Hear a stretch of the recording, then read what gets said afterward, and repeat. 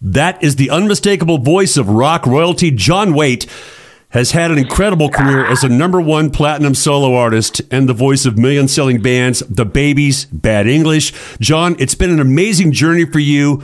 Glad you're able to spend a few minutes of that journey with us on the streets of rock and roll. Welcome, and thanks for doing this. Thanks, Ron. It's nice to talk to you. My pleasure, man. I got a text late last night from our promo team at Best Bet Promo. Jody Best said he's starting to work on a greatest hits, so can you do it tomorrow? And, of course, I think everybody knows what my answer was. So here we are. Let's start out with that. A new greatest hits collection, man. Is that confidential, or can you talk about it? No, not at all. It's there's one out now called Best, which is it's been out for about 5 years. But it needs updating. There's been tracks become available. There's a couple of unreleased songs planned to get released on the next version. So instead of it being one CD, it's going to be 2 CDs, volume 1 and 2. Like I said, there's a couple of unreleased tracks and a more deeper perspective on what's been going on over the years. It's pretty hard to pick, 10 songs for one CD or 12 songs, whatever. This is going to be about 30 songs over 2 CDs. So it's, it's a retrospective. You look back at your life and you think, man, I don't believe I wrote that. But I did.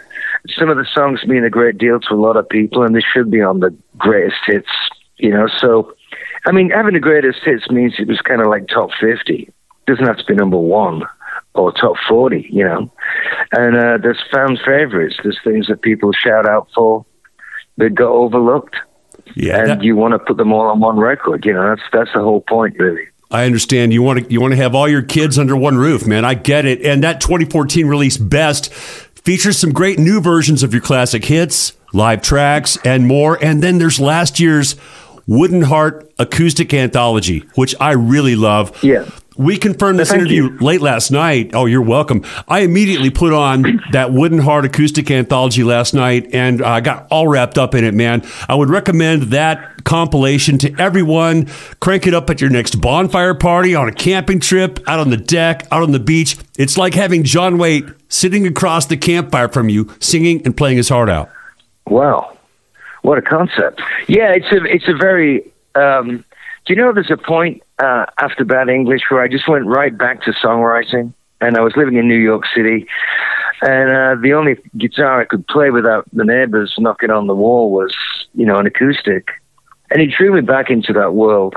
And I went on to make electric records, but in the back of my mind, I was always looking at the acoustic. And now that everybody's no longer really putting out unplugged records, it seemed like appropriate for me to put all those songs together, add some new songs, and put out Wooden Heart Volume 1, 2, 3. So it's 3 CDs, But it's been really a labor of love, and it surprised me recording that stuff, how serious it was, how you're drawn into the music without thinking about what's going to go on outside the studio. It's just about the music. And the acoustic stuff is so true, You can't put delay on it. You strip away. You can't mess with it. Yeah, you strip away all the lights and the smoke and the mirrors and the Marshall stacks, and then you've got a man with his guitar and his songs and his voice, and it's amazing. Well, I love that. Thanks very much. Yeah, thanks, Ron. You're welcome. That album, Wooden Heart Acoustic Anthology, is available everywhere online, and it's a great place to start if you want to reconnect with that voice and those songs. It's actually, Ron, it's in Target. We have a distribution deal, and you might be able to find it in Target. And if you can't, you can get an autographed copy from John Waite Worldwide, or you can go straight and stream it. It's on all the formats. But there's a hard copy out there if you want it. I'm going to order mine right now. JohnWaiteWorldwide.com. I'm speaking with the man himself. And on that website, I especially enjoyed the page titled JWXJW, John Waite times John Waite, upon which you give your reflections and backstories behind all your solo albums. And you condense those. I mean, I'm sure there was like a year of your life condensed into one paragraph. There's probably a lot between the lines, not just the albums, but what you were going through during those different periods in your life. Most people will never understand that roller coaster ride, John, going from being rich and famous to struggling and, being, up and down and left and right. And how many times have you lived that story, man? Well, it's it comes around and it goes around. It's like the tide goes in, tide goes out. I mean, I wasn't looking to be number one. I was trying to make records that I thought were important to me. I thought I'd already achieved that. I mean, I'd been number one as a solo with Missing You, and I'd been number one with When I See You Smile with Bad English, and the Babies had such a lot of big hits. I never felt drawn to it after the Bad English thing. It was like, okay, I've done it. And like I say, I was back in New York City, and I was looking for a deeper resonance in the songwriting. I was looking for something that was more true. And by doing that, I think you lean towards the obscure. You're not trying to be Baby Likes to Rock. It's like, In God's Shadow. Yeah. So there's kind of like that you're growing up and you've seen such a lot, and you don't want to keep doing the same thing over and over again. When you're a kid, I wrote Head First. It's like, it was glorious. It's just like you're young. It's all sex and lights and pretty girls and touring, and it's just fantastic. So you write a song about it. And then when you get to, midlife and you look at where you've come from and the smoke and the wreckage and the beautiful things and the joy and the disappointment, you want to write about that. You want to be grown up and take the audience with you, because the audience have been through the same stuff. Everybody ends up, well, not everybody, but there's divorce and there's bankruptcy and there's like losing everything. Then you find your way again. It's life. It's not safe. And if you're just going to write product, then, God bless you. It's just something I don't do. I try and make it that you really feel you're engaging in what I'm living through, because I feel like you're living in the same world. Yeah, songs about real life, 3 chords and the truth. And there's a thread of American country music that runs through a lot of your work. My fans and listeners know that I have a deep love of that art form. Tell me what triggered your love of country music. Oh, man, when I was a kid, Marty Robbins, that's country and western, but that, gunfighter ballads and trail songs, that was a huge thing for me. And Brenda Lee, Jim Reeves, all the pop country stuff. And then when I got to about 6 or 7, my brother Joe was playing the guitar. My cousin Michael was also a wonderful guitar player, and he played me "I'm So Lonesome I Could Cry." So that's Hank Williams. So you're coming from a place of Americana when you're a kid, because that's all there was before hard rock. And in the middle of that, it all sort of switched into kind of skiffle, which is like rockabilly, but English. And then that turned into the Shadows, which was instrumental, wonderful, still fantastic. Hank B. Marvin, the guitar player. This is in the 50s.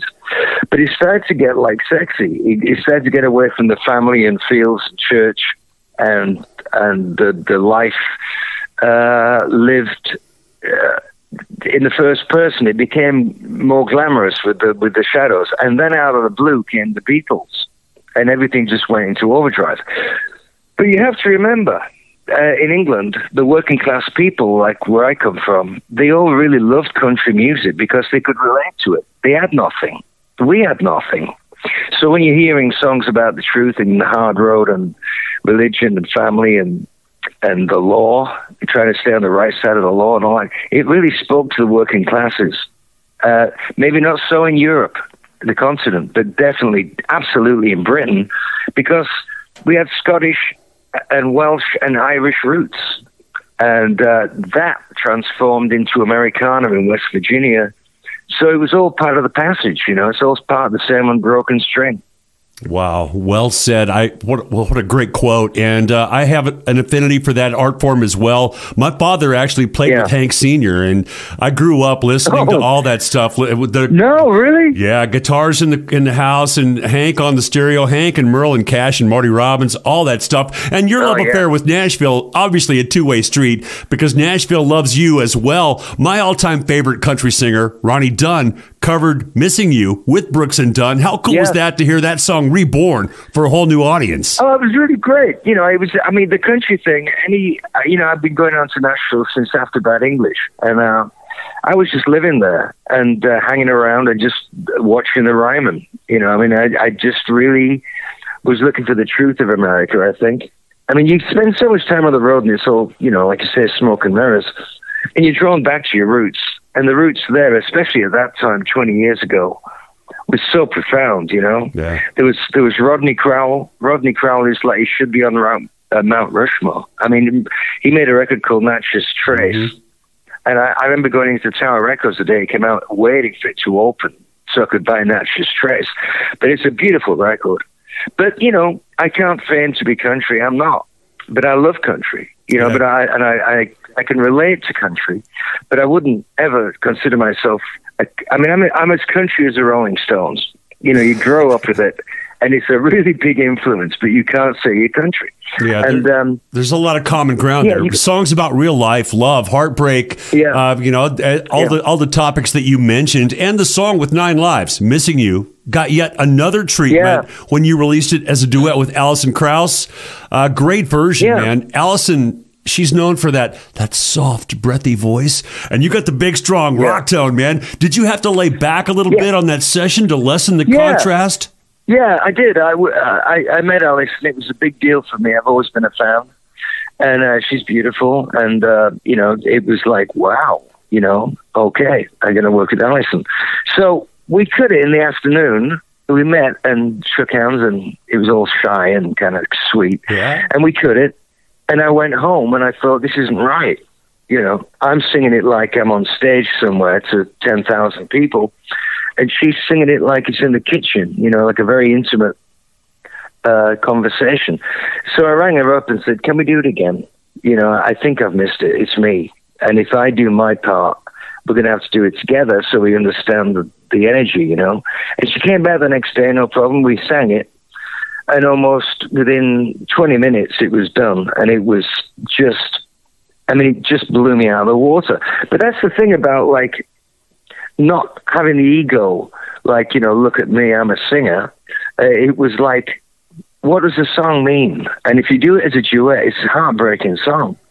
And there's nobody in the world could have brought what Alison brought to it other than Alison. So I'm very proud of that. Yeah, you should be. I was struck when I heard it for the first time. And of course, you're listening to a duet and you're expecting to hear her voice, then John's voice. And when's he coming in? When's she coming in? And when you come in at that second verse, it's just magic, man. The two voices are beautiful together. One important trait of a great vocalist, John, is that as soon as you hear it, you know who's singing, right? And you have a very unique and individual tone. Man, you can always hear a John Waite song on the radio and you know exactly who that is. How much of that voice is a God-given natural talent, and how much of it is training, practice, hard work, and experience? Oh, no. There's no training. Yeah? Life is the training. No, it is. I never warm up. I still smoke like 3 cigarettes a day. I can't kick it. I don't take it that seriously. It's like, you know, when you go to the mic on stage, everything else disappears. Yeah. It's like somebody's grabbed you by the throat and you're grabbing them by the throat, and it's like really serious. And I have no idea where it comes from. It's focus, really. It's like, if you treat it like a conversation, even when you're singing full out, it should be, you know. I mean, there's a style of singing in arena rock where it's all vibrato and people hitting dog notes and stuff. And it's just like, get the fuck out, you know. It's just like, you know, no. But people, you don't get that in country, thank God, you know. But you do get it in classic rock, and that's where my roots, probably more. Keith Reed from Procol Harum, they were interviewing him about me because we'd worked together, and he said I was almost like a country singer, and I thought that was a really huge compliment, because it isn't like singing for the sake of singing. It's kind of putting something across that's, you know, I hate to say life and death, but it's that serious. It's like, this is me. Who are you? You know, do you hear me? Do we understand each other? This is me, naked. This is it. And that's a big thing, especially in front of 5,000 people. But I mean, without that, it's nothing. It's just product. I thought you hit the nail on the head when you said it's like a conversation. I was going to ask about your phrasing, because that's a unique trait of John Waite's vocal delivery, is that phrasing. And that's where it comes from, man. It's like having a conversation with the listener. Yeah, I've never imitated any other singer. I remember when I was about 17, I heard Paul Rodgers for the first time, and I thought, You know, he's listening to the same stuff I'm listening to. But I sang like that when I was a little kid. But maybe that comes from that country and western phrasing. You know, Ghost Riders in the Sky, you know, Big Iron, Hanging Tree, El Paso. Maybe there isn't a difference. I saw Marty Robbins doing on YouTube. I saw him singing El Paso the other day, and it was just like, man, wow. He's got this little guitar and a cowboy hat and a cowboy mustache, and he goes, da-da-da-da-da-da-da, in El Paso, I fell in love with a Mexican girl. And it's completely believable. And I think it isn't like arena rock, or it's just like, it's the truth. It's the song. The song is maybe more important than the voice, you know? Wow. And I just got John Waite to sing Marty Robbins on my radio show. How cool was that? That's fantastic, man. Dude, man, well said. And like I said, it's telling stories, having a conversation, but you do it with such a beautiful tone and delivery. I saw the Babies open up for Alice Cooper in Arizona. I think it was 1978, one of my first concerts. Yeah. And you came out belting headfirst. I was blown away, and in my wildest dreams, I would have never believed that 43 years later, I'd be talking to that guy on my radio show, man. Thanks so much for doing it. Can you believe it? I mean, really, just can you believe it? I mean, it's like, you know, I wake up in the middle of the night and go, like, you know, what's happening? And here I am, still back on my feet again. You know, it's like that tour that you saw was the first tour that I came out without a bass guitar, and I was leading the group, who became a 5-man group, and man, I was... talk about nervous. You know, after the first night or two, I understood it. It was like, it was where I was meant to live. You know, it was a very easy transition going from a musician playing a guitar to just holding a mic. And the singing got a lot better, I think. It was like a focus on that. So you actually caught the beginning of the whole thing, really. Wow, I was glad that I was there. And, you know, being a musician and being in bands at the time, I was a teenager. I think every show I did for the next 6 months, we opened with Head First, just because I was so blown away. I'm still doing it. Yeah, I know you are, man. And I'm still listening. Yeah, I'm still listening, and I'm still a fan as well. That's a beautiful thing. I mean, it's like, you know, even when we do the Unplugged shows, we do Head First and the place comes unglued, you know. I'm sure. You have to smile, you know, you have to, you know, I've had some major hits, and I've had some records that just went by. The record company went bust, or I didn't tour, but I wanted to make those records. But I've been so lucky to come out when I did and establish a career. Because people in America always love the fact that you got history, you know? Yeah. And there's artists come and go. Sometimes you go on iTunes, you know, Apple Music, and you look at the front page, and there's all these artists that come out. You've never heard of them before. And in 2 weeks' time, you'll never hear of them again. You know, there's such a fast turnover of talent. It's like unbelievable. But I put a record out, and every DJ in America knows who I am. And if he likes it, he'll spin it. You know, I'm in with a shot all the time. And it was always that way. But the further you get along the road, the more credibility you've got. I mean, why not? It's been a road that twists and turns, but what a ride, man. It's been great. Yeah, it has. And this interview and this discussion has been a dream come true for me. Thanks again for your time. We'll be looking forward to hearing what happens next, and this greatest hits, the additions to the best of John Waite, and wherever the journey takes you, man, we'll all be listening, and really appreciate the music and the memories. Best wishes always, and thanks for the interview, John.